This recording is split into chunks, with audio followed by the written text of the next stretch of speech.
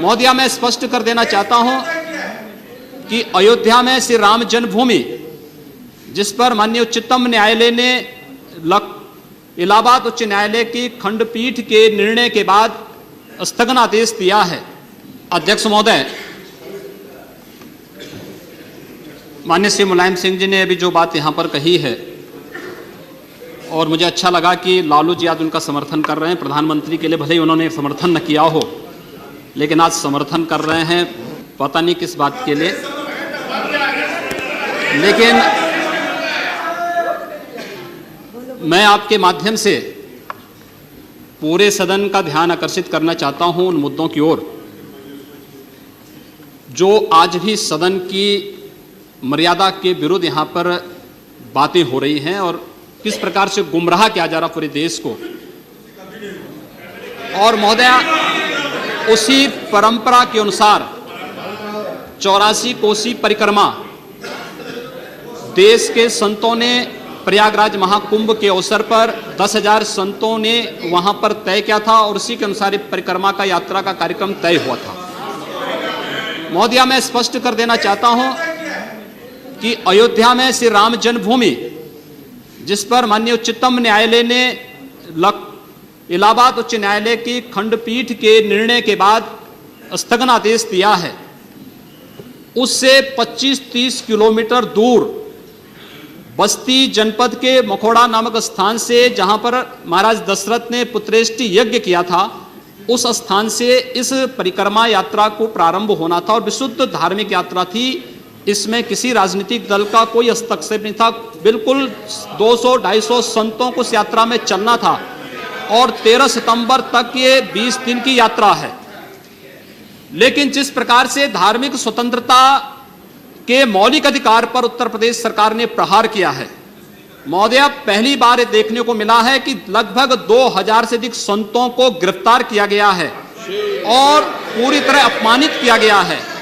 यहां तक कि अयोध्या जी में सरयू जी का स्नान करने वाले जो संत ऐसे हैं जो केवल सरयू जी का स्नान करते हैं, उसी का जल का ग्रहण करते हैं, उन्हें वहां सरयू जी का पूजन नहीं करने दिया गया, स्नान नहीं करने दिया गया, जबरन उठा करके बंद कर दिया गया, उन पर लाठियां चलाई गई हैं, पूरी तरीके से अपमानित करके। सबसे पहले तो सरकार ने हमारे संवैधानिक और मौलिक अधिकारों का हनन किया है।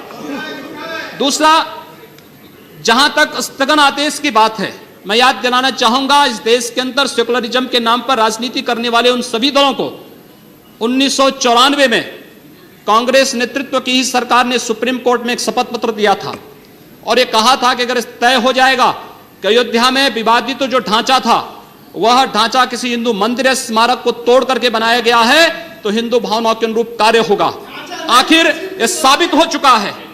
अयोध्या में 30 सितंबर 2010 को इलाहाबाद उच्च न्यायालय की लखनऊ खंड पीठ की पूर्ण पीठ ने जो फैसला दिया है, उसमें तीनों जजेस ने एक स्वर से कहा है कि विवादित भूमि ही राम जन्मभूमि है, और जब विवादित भूमि राम जन्मभूमि है तो फिर उसके लिए कानून बनाने की मांग इस देश का संत समाज कर रहा है, कोई पाप नहीं कर रहा है। हम अपने हक को मांग रहे हैं और हम यही मांग कर रहे हैं कि अयोध्या में राम जन्मभूमि पर भव्य मंदिर का निर्माण होना चाहिए, कानून इस सरकार को लाना चाहिए, क्योंकि सुप्रीम कोर्ट में शपथ पत्र कांग्रेस नेतृत्व की सरकार ने उस समय दाखिल किया था और उसी क्रम में हम मांग कर रहे हैं। और संतों को उनके हकों से वंचित किया जा रहा है, उनके धार्मिक यात्रा को प्रतिबंधित किया जा रहा है, उन्हें अपमानित किया जा रहा है। और किस समाजवाद की बात मुलायम सिंह जी कर रहे हैं, किस संविधान की बात कर रहे हैं? ये समाजवाद है। स्वयं राष्ट्रीय अध्यक्ष हैं, इनके 2 भाई महासचिव हैं, इनका पुत्र प्रदेश अध्यक्ष है। कौन से समाजवाद की बात करते हैं? परिवारवाद की बात करते हैं। बेवकूफ बना रहे देश को, ये केवल देश को बेवकूफ बनाने का कार्य कर रहे हैं और बेवकूफ बना करके समाजवाद के नाम पर समाज को बेवकूफ बना करके सेकुलरिज्म की धज्जियां उड़ा रहे हैं। 30 दंगे उत्तर प्रदेश के अंदर हो चुके हैं। महोदया, 1 वर्ष में 30 बड़े-बड़े दंगे, हर दंगे में हिंदू प्रताड़ित हुआ है, हिंदू जेल में बंद हुआ है। और ये सरकार परंपरा की बात करती है। किस परंपरा की बात इस सरकार कर रही है? क्या आतंकवादियों के खिलाफ दायर मुकदमों को वापस लेना कौन सी परंपरा का हिस्सा है? ये सरकार उत्तर प्रदेश के अंदर जिस प्रकार से सरकारी जमीनों को कब्रिस्तान के नाम पर आवंटित कर रहा है, कौन सी परंपरा का हिस्सा है?